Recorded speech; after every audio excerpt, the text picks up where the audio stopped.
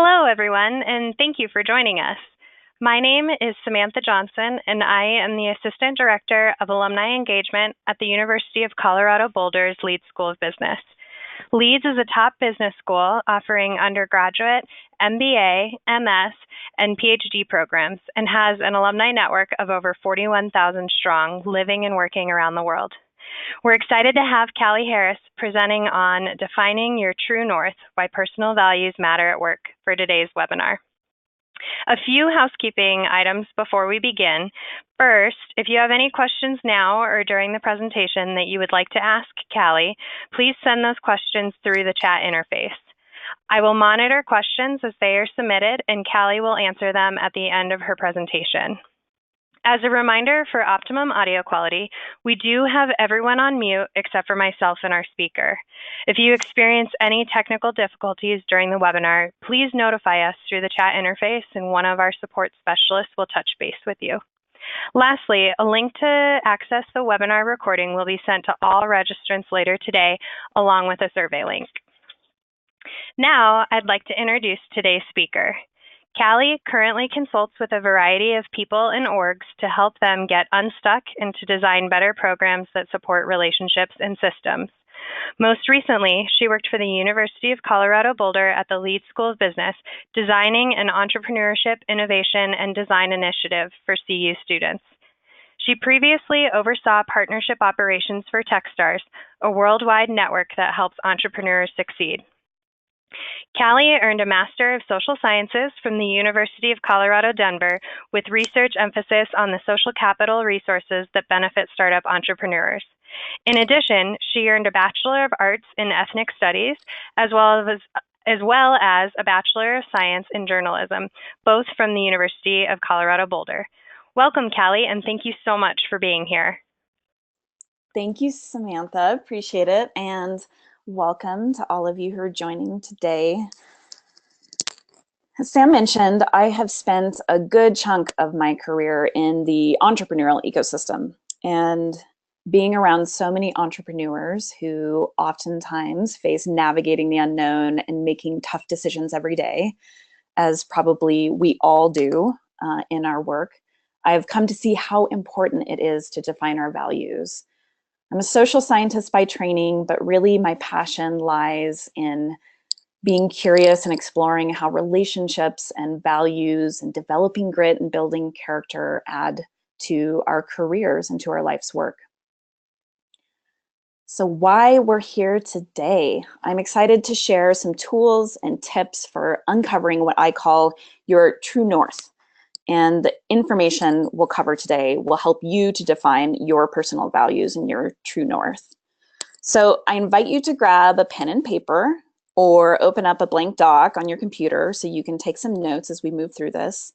And while you can certainly sit back and listen to this webinar passively to absorb information, I'd recommend having something just to be able to jot down notes and ideas. I'm going to be sharing a ton of resources, and I also want you to know that these slides and all the resources I mentioned will be sent to you after the webinar, as Samantha mentioned, and they're also going to be available on my website, and you'll get links to all of this and have access to all of it. So don't worry about all of the details since I'm going to share so much information.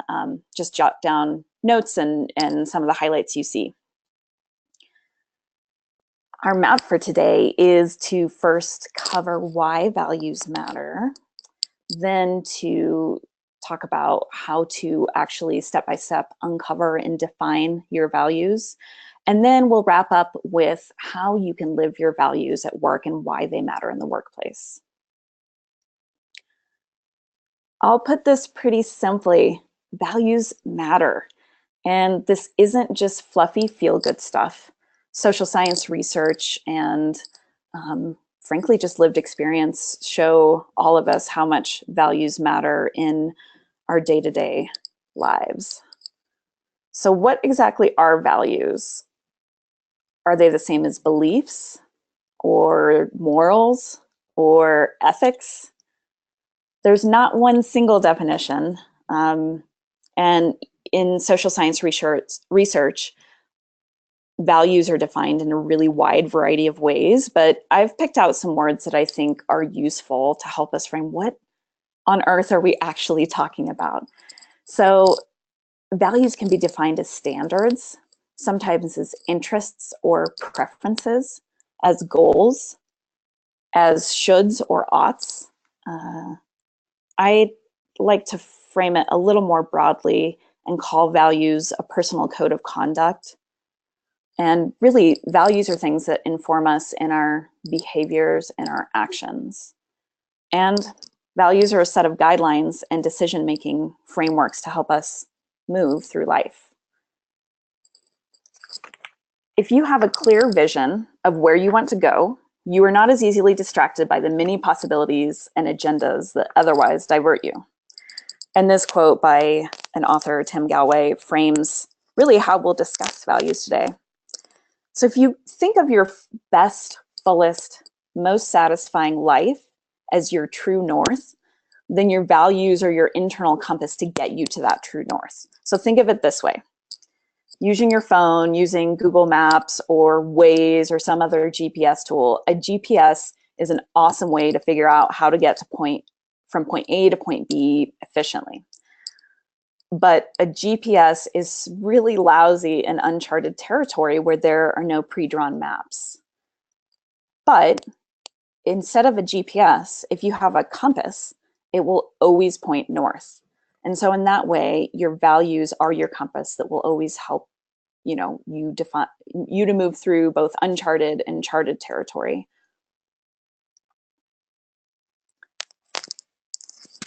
Values matter because they provide some things that seem maybe ephemeral, or maybe they seem squishy or soft, but they're important. Values provide clarity. They help you make better decisions. Knowing and understanding your values really can help you make choices in difficult situations where maybe two options both seem like great options. Which one do you pick? Values help you reduce stress because of that clarity and because of the ability to make better choices. And I think one of the awesome benefits of really defining values is it helps us drive forward more effectively to our goals and our dreams, and especially in our work life. So with that kind of philosophical groundwork or foundation, let's actually move into uncovering your values and identifying practical tools to do so. And this might be this section, and the next section will be where you might want to jot down some notes. I'll start by saying there's really, really no perfect science to this, and there's no one perfect way to define your values. We're most likely already living the principles that we hold most important. So this isn't about going on a scavenger hunt where you're just going to arbitrarily pick some values that sound good or feel good or are aspirational. Really, this process is about finding and defining the values you're already living. So when we think about values, ways to think about how we might define them and questions to ask include, how do you respond to hardship? And the opposite, how do you respond to success and good fortune? When are moments that you've been most proud of yourself, and why were you proud of yourself? And when have you felt upset about something? Perhaps it was related to social justice or a social issue when you thought something was unfair. Peter Thiel, the co-founder of PayPal and a venture capitalist, is known for asking a provocative interview question when he hires people. And that question is, tell me something that's true that almost nobody agrees with you on. I think this is a really great question to uncover and find what your values are in a very broad way. Again, more resources, but other questions you might ask yourself about the values you hold. Is this something I'm willing to fight for? Am I willing to sacrifice for it or pay for it and spend time on it? And is this something I actually live every day? All right, let's get down to the business for a process of excavating these values. I'm going to take you through this step-by-step process. It's 4 steps. But I want you to know that this is actually best done on your own and not necessarily in the context of a webinar. So I'm going to go through this process, give you a little bit of time to reflect at each step. Maybe you want to make a note or two, but ideally you would grab these slides, grab the resources available after the webinar, maybe in the next week, take an hour or even less, 30 minutes, and go through this process on your own so you really have time. So I just want to set that context that for each step, we're not going to have time to really dive into it, but I want to present this to you so you have it as a tool. I want to point out something here. If you look at the slide, the title says Uncover Your Values. And as I hinted at earlier, I really believe that we're already living, breathing, and acting our core values. If we haven't yet defined them, then this process is going to be really helpful. It's about uncovering, excavating, and really opening up what's already in our behaviors and our actions. And really, these values are most useful when we understand and define them, something you'll hear me say several times today. So let's start this process. I've compiled a word bank of values. So if you go over to the GoToWebinar panel on the right-hand side of your screen there, there's a section with a little drop-down arrow called Handouts. And under that Handouts section, there's a PDF.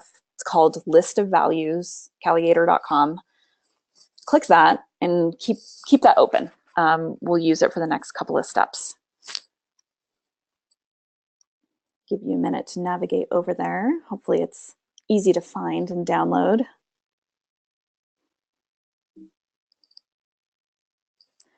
So in this first step, look at the full list. And this is just a compiled list. I've gone through dozens of various lists of values. So even if you don't use this list here, you could Google values list and you would find a ton of resources.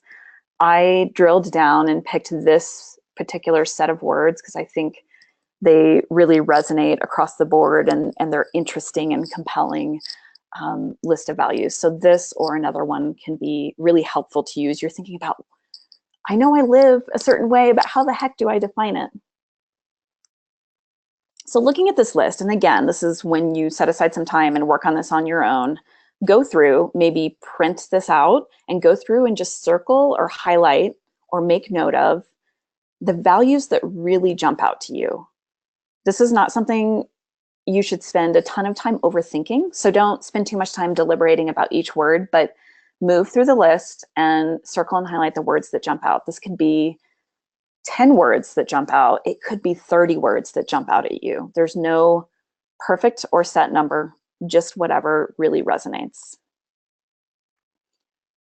From that list, we move into the second step, which is to take that list that you chose and place them into groups that make sense to you.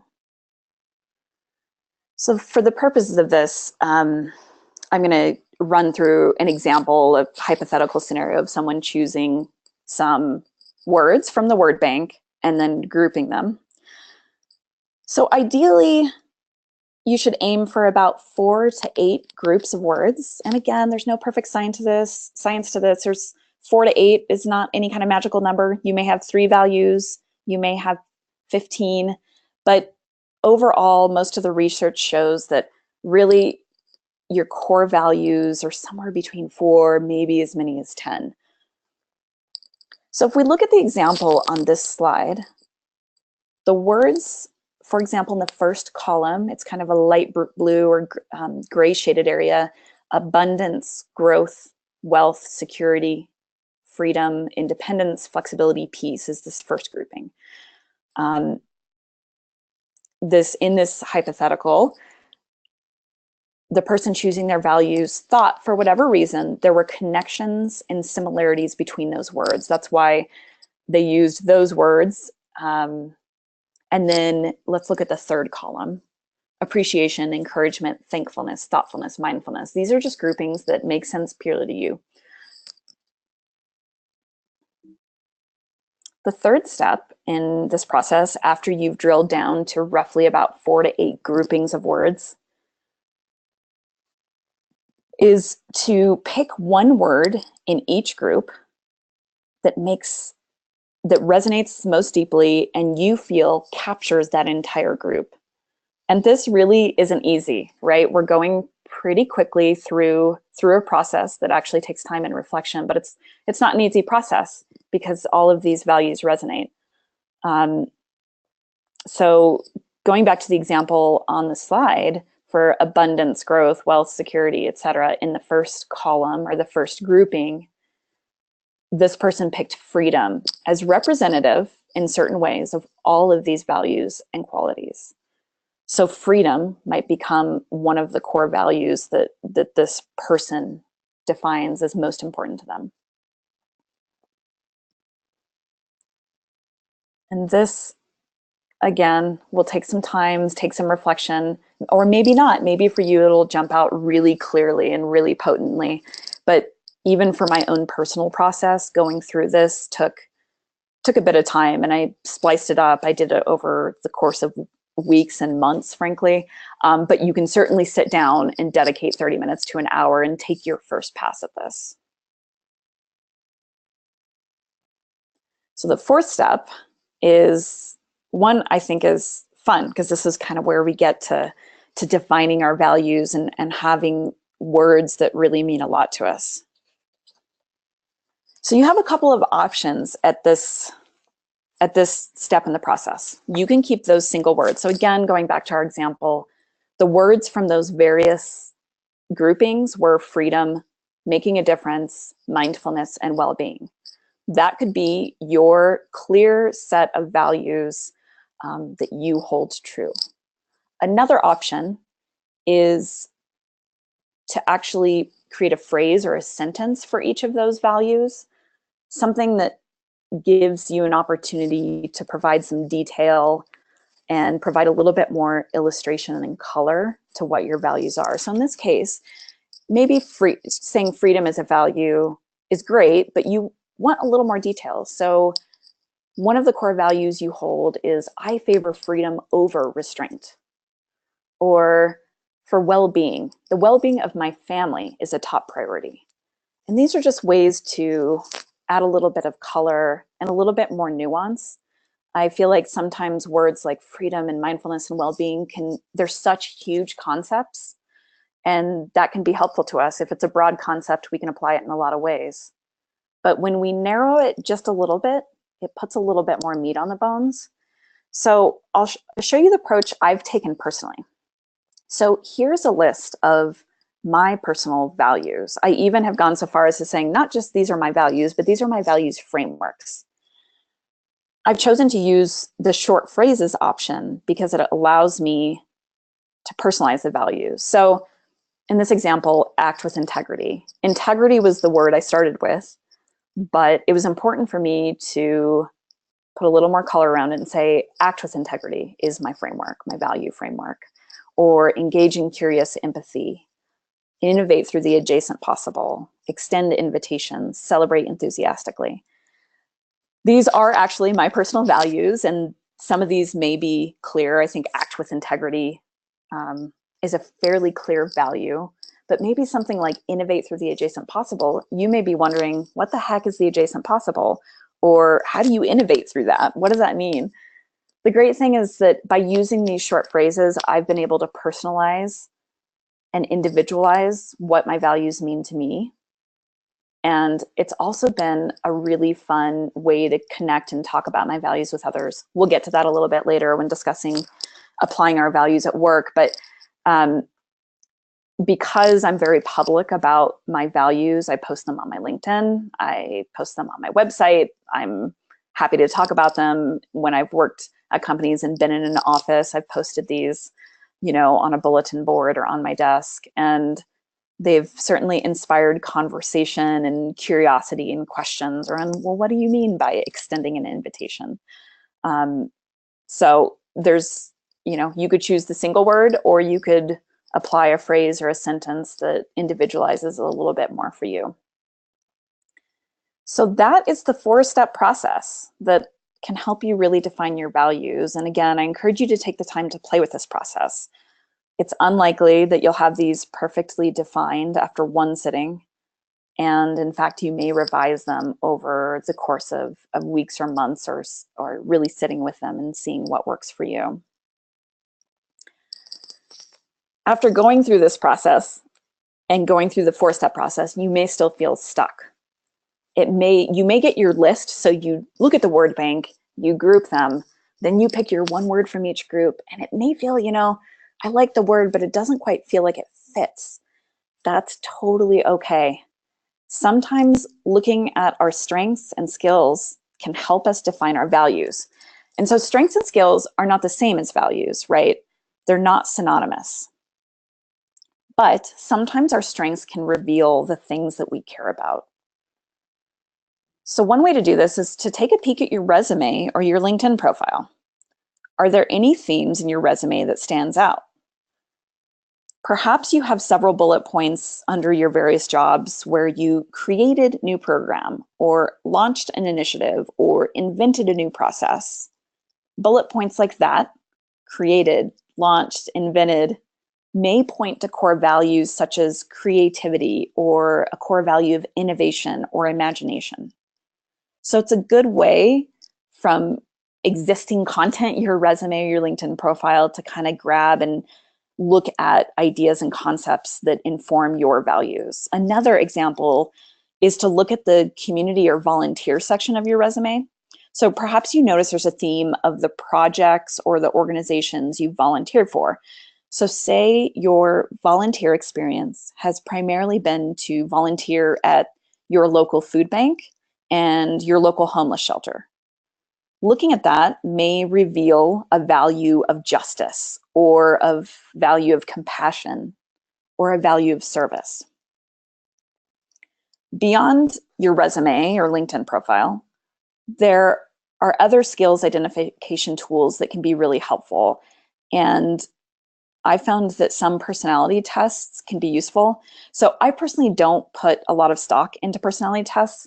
I think probably one of the most common ones is Myers-Briggs. I didn't know my Myers-Briggs probably until about 2 years ago. I'd never taken a Myers-Briggs test. When people would, spell out their their acronyms, their ENFJs or whatever it is, I had no idea what mine was. I didn't really relate to it.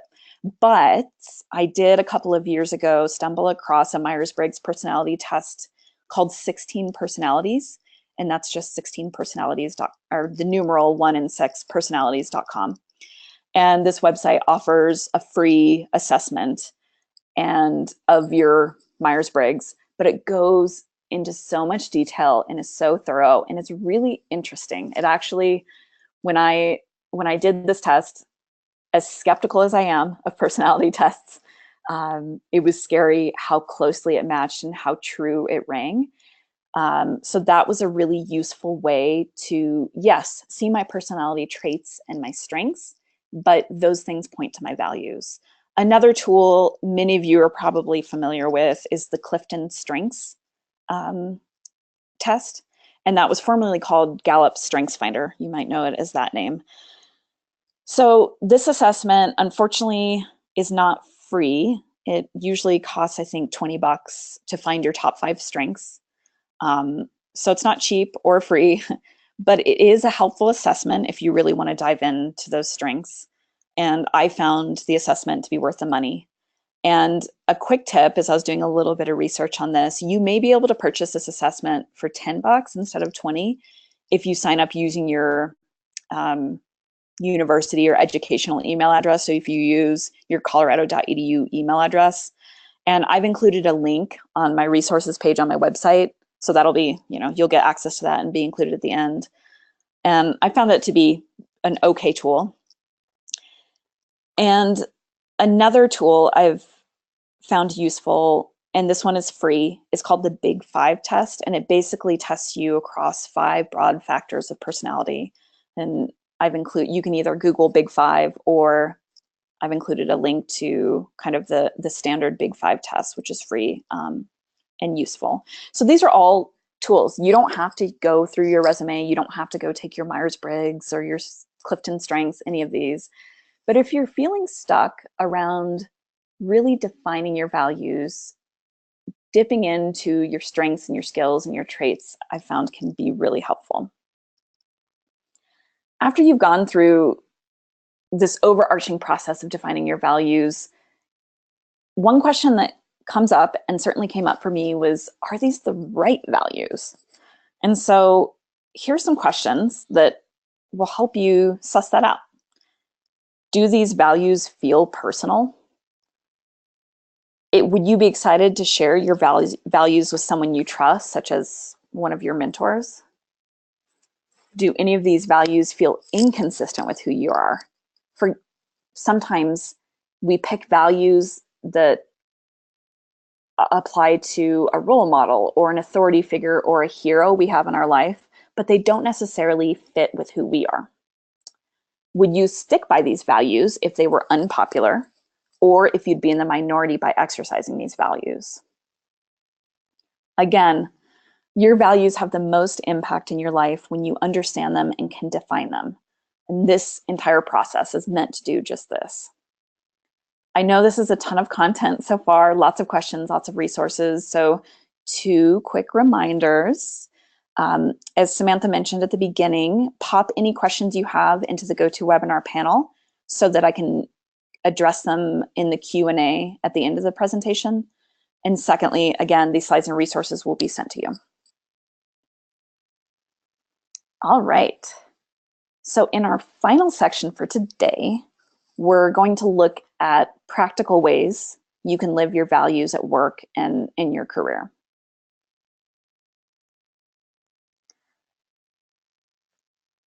So, values can apply in so many ways when we live them, act them, speak them, behave them at work. One of those ways is to make decisions that are clear and to get unstuck. So at work, we have tons of decisions to make every single day, no matter what our role is, what industry we work in, what type of organization we work in.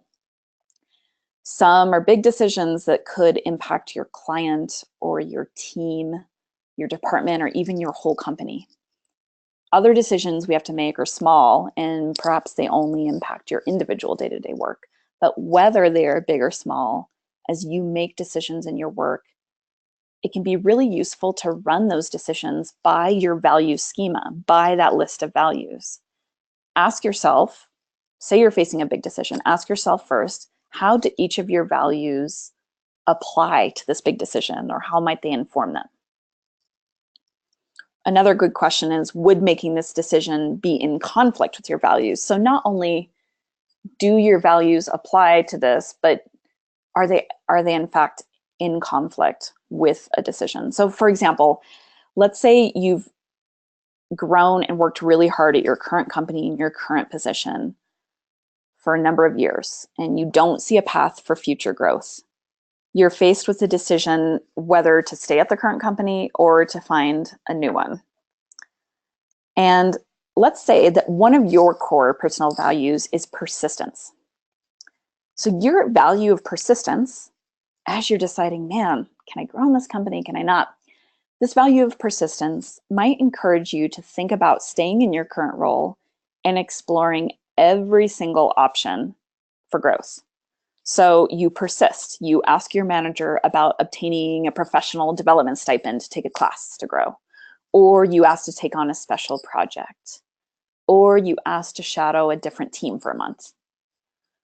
Once you've persisted through in trying out as many options as you can, it makes the decision so much easier, so much clearer to know whether you stay at that company or whether you seek a new opportunity. And you're able to do so in good conscience because you've stuck to your values, because you've continued on the path to your true north. Another reason to live your values at work is that when you communicate your values, you also communicate your passions. And when you speak your passions, people are drawn to you.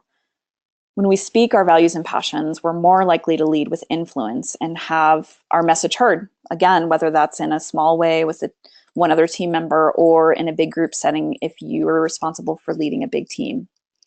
Really, I think what this comes down to is living with integrity because you're matching your words and actions with your values.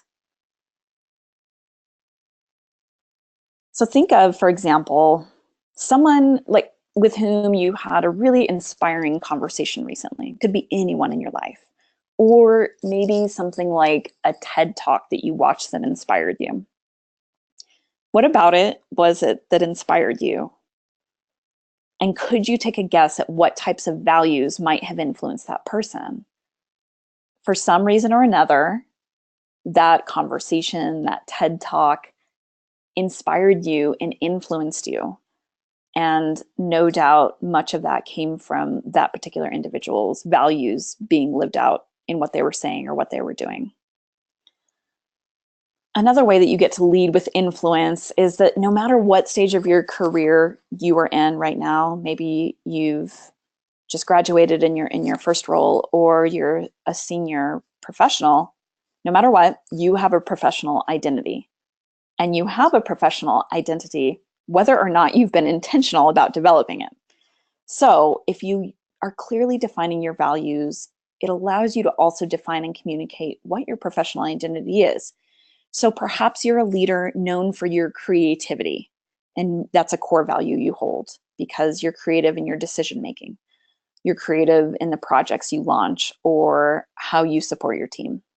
Or you're a leader because your team always counts on you for ingenuity, because that's a value you hold. These are the kinds of values that shape your professional identity. So the better you can define what they are, the more clear your professional identity becomes. And when you are clear about that, how you show up in your work, you can lead with more influence. Another why to living your values at work is because it helps you find meaning in your work. And to me, frankly, this is the most important. It's not any fun and it's not at all rewarding to be in work that is misaligned with our values. So it's one thing to know your values, but it's another to actually act according to them. And when we do act according to our values, especially when it comes to our work and our careers, our passions, our calling, we can find tremendous meaning in our jobs.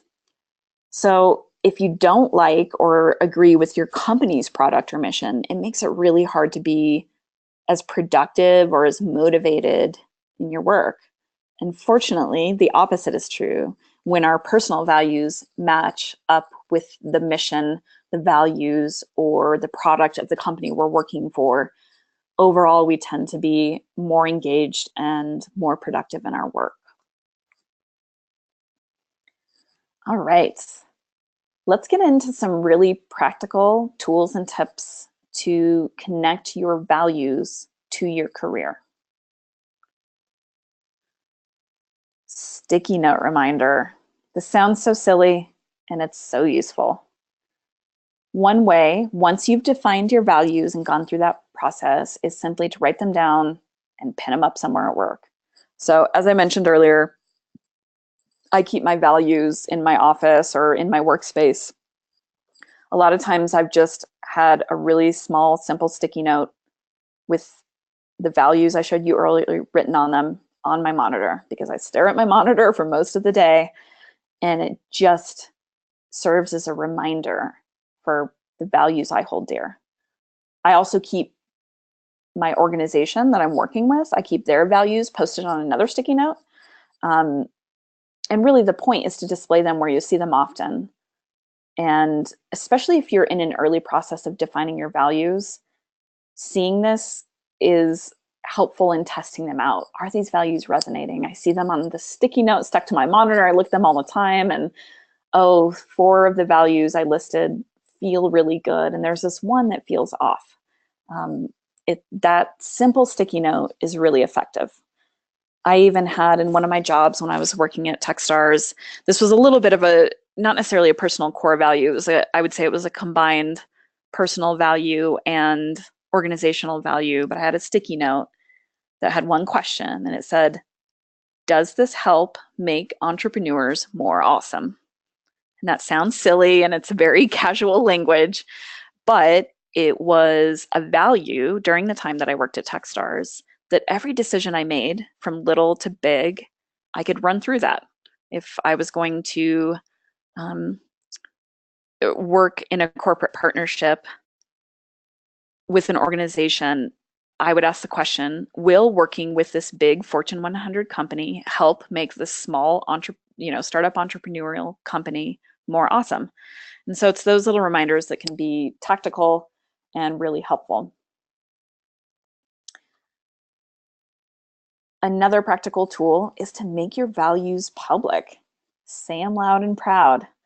And this may come after you've had time to really refine your values. Believe me, my list of values has evolved over time, and I did not always list them publicly, mostly because I really wanted to have them honed and defined in a way that was clear to me. So you can include your values on your LinkedIn, on your resume, on a personal website, for example. And I think this really reinforces your professional identity. And as I mentioned earlier, sometimes it encourages curiosity from peers or coworkers. And, I've had a number of people reach out to me to ask about why I hold celebration as a value and what I really mean by celebrating. And that has inspired terrific conversations. And it's also helped people to understand who I am and why I do what I do. It's a great way to start a conversation around values. And if you're job hunting or you're looking for new projects, or even if you're hiring and you're on LinkedIn and you're spending a lot of time because you're a hiring manager and you're looking at candidates, when they in turn look at your profile, they get a sense of who you are beyond, a very static, here are the jobs I held, but here's what I believe about life and here's how I show up in life. And I really believe if you want to become a leader in your industry, in your organization, and the things you do, posting your values and talking about them in whatever ways feel comfortable can have a tremendous effect. All right, this next tool is a fun one, I think. So there's a tool called Dear Future Me, futureme.org, and it allows you to write to yourself in the future. So you go to the website, you see I took a little screenshot of the mobile interface of the website here on the slide. So you go there and you can write yourself a letter at some point in the future. And then you choose what day you want that email to be sent back to you. And you can choose a year, like the example here in the screenshot, 1 year, 5 years, or you can choose 3 months from now, really anytime. And so I think a great tool for building your values and refining them is to send yourself a letter to be delivered in 1 year and to list your values in that letter. You say, Dear future me, here are my values as of January 24th, 2018. Here's what I believe. When you receive that email in a year from now, hopefully you've refined and, thought a lot about your values, but my guess is you will be pleasantly surprised by receiving that email, and it'll give you a chance to reflect and kind of test it out. Have these values evolved? Do I need to refine them? Kind of on the same token, another thing I do personally, and I know some of the professionals that I've worked with do the same thing, is to practice monthly and annual check-ins. And these are really great ways to test your values, especially when you're early in the process of defining what those values are. So for monthly reviews, I use both Evernote and also a paper journal. I'm a big pen and paper person. And I ask myself, how have I lived my values this month? And for each value, I make a bullet point or two, whether I use them or not. And sometimes I'll include something pertinent to call out. For example, if I lived my value of celebrating enthusiastically at work and I celebrated a coworker's recent promotion, that would be a highlight to me. I got to practice my value this month by celebrating my coworker's promotion. And on the flip side, I've also used a monthly check-in to reflect on how Perhaps a situation where I got to use my value was challenging, or maybe where I missed, right? I didn't act with integrity as one of my values. I didn't act with integrity, and it was kind of a big miss. Those can be really useful. So here's some prompts on the screen. On a scale of 1 to 10, how am I living each of these values? For any ratings for 7 or below, what one action or step can I take in the next month to more fully live that value? In the last month, were there any specific experiences where I fully lived one of my values? And again, on the flip side, were there any specific experiences where it was very difficult to live one of my values? So these are just some prompts to think about how you might do monthly check-ins, and frankly, the same annually. And I think there's benefit to the cadence of not just reviewing your values on a monthly basis, but also annually. So you could arbitrarily pick any date you want, or you could do it in January, right? January this month tends to be the month we think a lot about setting New Year's goals and resolutions. It might be a great time to reflect on your own values. Or you might pick your birthday, because that's a time of year you like to reflect on your birthday. Or another fun way to do it is to use that Dear Future Me tool. And when you receive that letter, that email in your inbox, it's a prompt to annually review your values. I have a really, really lousy memory. So on occasion, I make notes even on a weekly basis. And then at the end of each month, it helps me do the monthly reviews.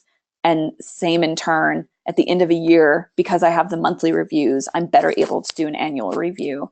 And these really, I would not call myself a journaler. So I don't write really long paragraphs or prose. You could certainly do that if you wanted, but really my monthly reviews are just a few bullet points and notes. It doesn't take me a lot of time, but it's really helpful. And these kinds of check-ins monthly don't necessarily have to continue indefinitely, because frankly, I understand that it can be tedious to document your values every single month. And I think over time, our values become, how we define and understand our values becomes so second nature and innate for what we're doing that we don't have to check in. We just know that we're living them.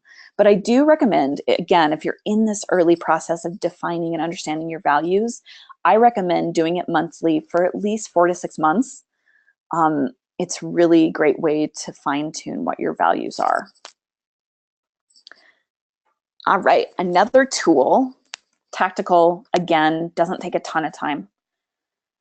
It can be really tough to know whether you're really living your values at work, and a simple exercise will give you a good bird's eye view. So I'd venture that most of you listening have some sort of work goals or objectives, right? Perhaps you're reviewed on these on a quarterly basis or an annual basis, or they determine whether you're eligible for a raise or a promotion. So take that list of your work goals, right? Take out a sheet of paper, write them down on the left side of the sheet of paper. And on the right side of the piece of paper, just write down for that particular goal or objective at work, which, if any, of your values are being used. So for example, let's say one of your work objectives is to increase the revenue of product X by 10% over the next 6 months through new customer purchases.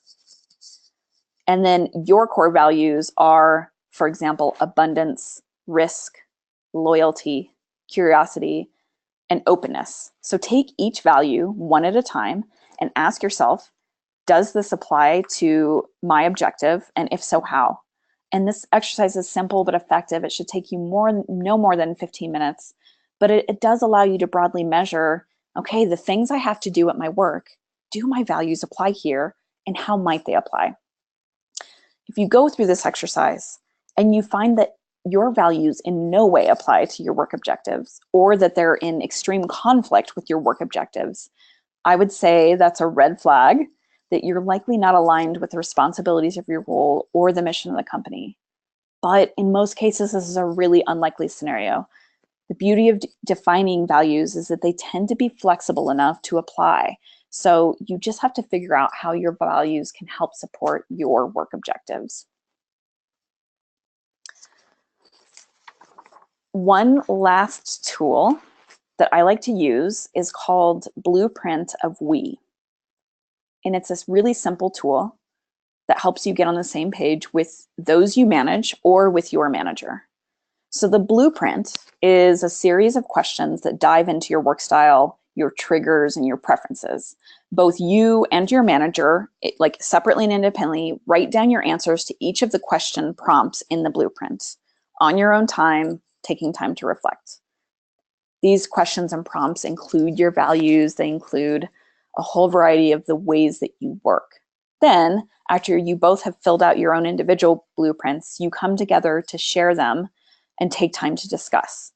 Now, this may sound a little too touchy-feely, and believe me, it felt so uncomfortable to initiate in some of the work relationships I've had in the past. Sometimes it can be awkward to go to your boss with whom you've already had a relationship and say, hey, I'd like to do this worksheet or this exercise to get on the same page. But I will say for that every single time I've used it, whether it's been with my manager or with the team of people I manage, it has been helpful in ways I'd never imagined. So I'll give you a quick example. One employee I managed was a tremendously driven, hardworking, always exceeded her expectations kind of team member. A few months after she started on my team, I noticed just a really subtle slowdown in her eagerness and her productivity. And so before one of our weekly one-on-ones, I referred back to her blueprint of we to look for a clue. And I figured I would do a little bit of investigating on my own and then be able to be informed when I asked her kind of what was going on in her world. And when I looked through her blueprint, I realized that one of the things she valued was recognition and praise. That was a value she held, was recognition.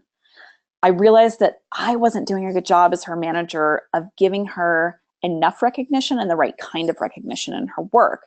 So when we met in our one-on-one, I was able to ask her, hey, I've noticed, this kind of trend in your productivity. And I dug back into our blueprint and I'm really curious if it's recognition and if I'm not doing a very good job of recognizing your amazing contributions. And it turned out that was it. She felt really underappreciated for her contributions, and it allowed me as a manager to shift my behavior because I better understood her values. It totally improved our team dynamic.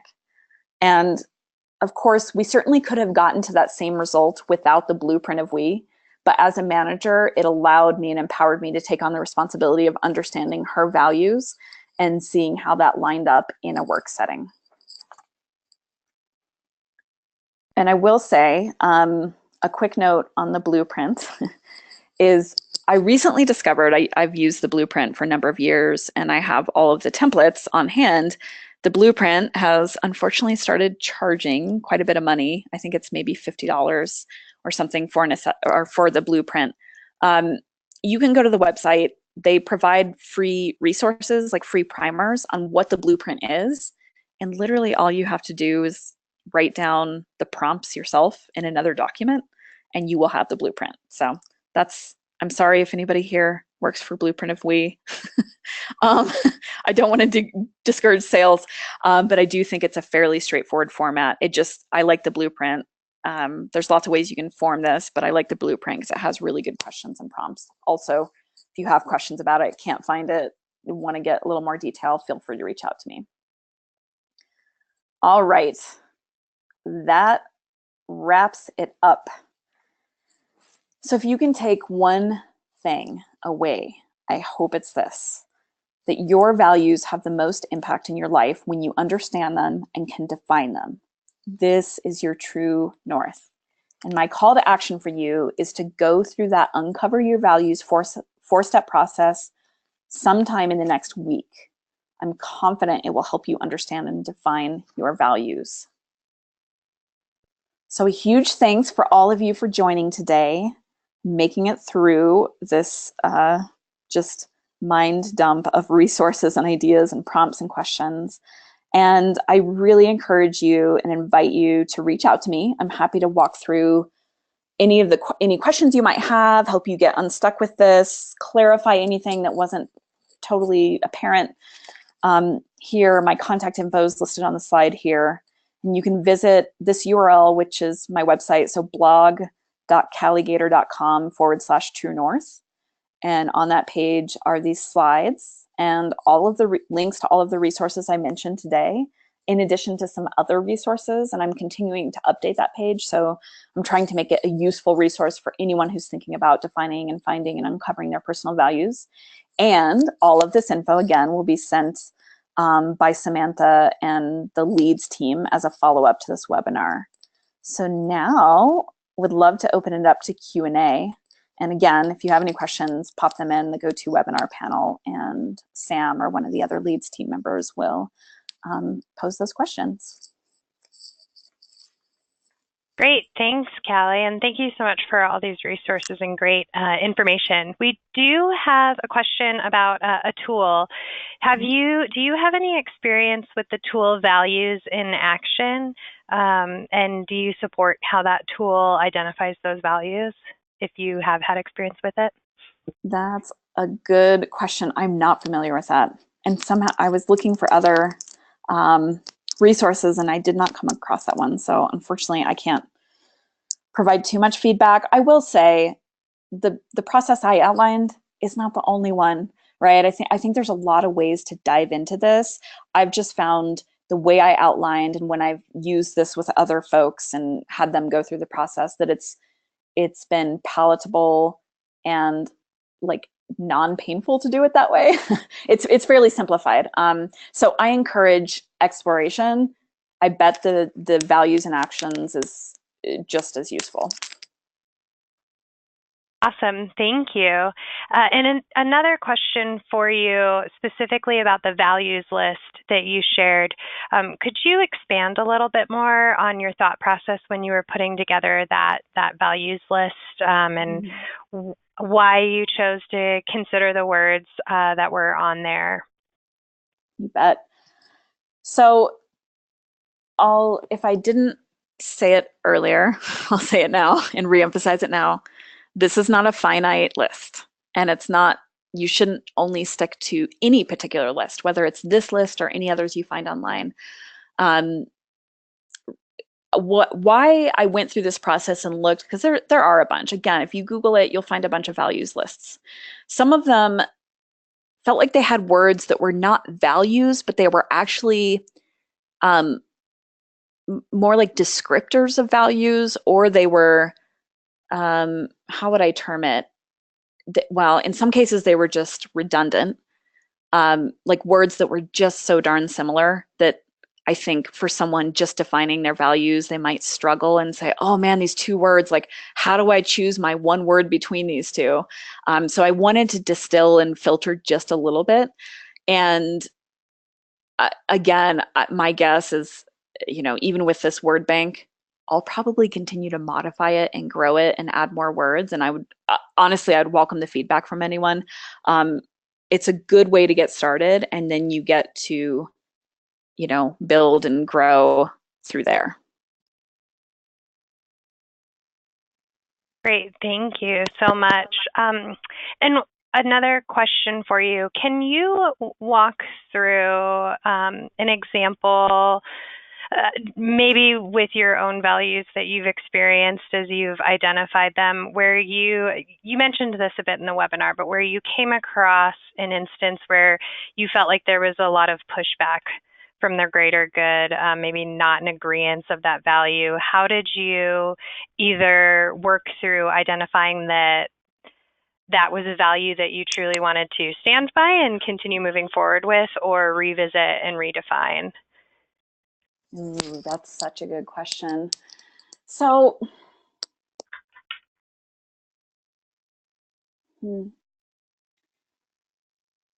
a couple of the values come to mind. One is the act with integrity, but the other that I think is interesting is this, as one of my personal values, is celebrate enthusiastically.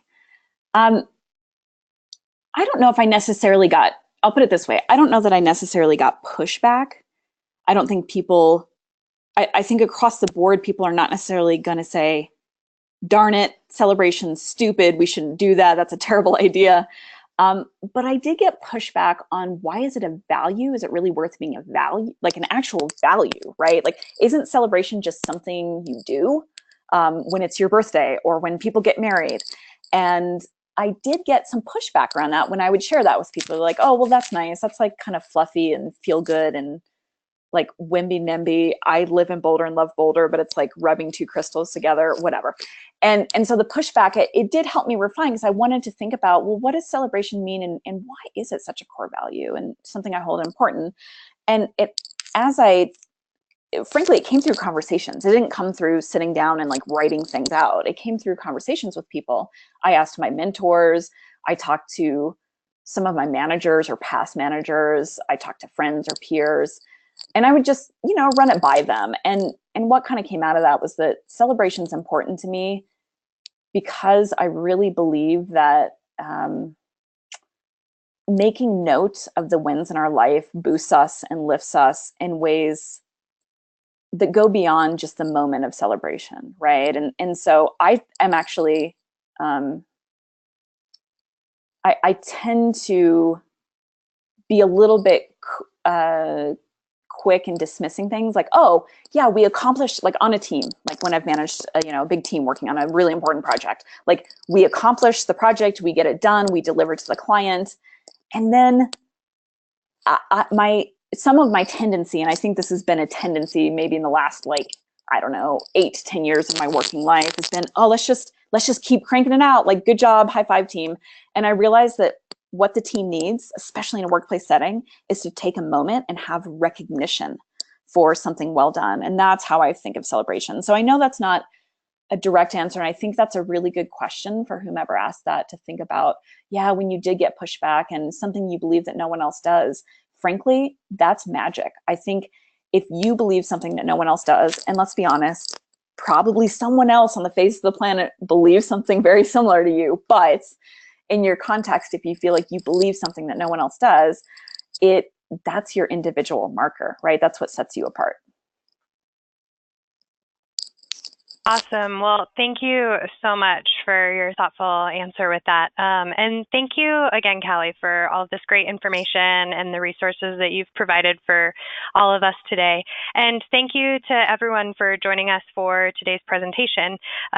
Just as a reminder to view upcoming webinars and request previous recordings, please do visit our website at www.colorado.edu/alumni/webinars. And have a great rest of your day, and go Buffs!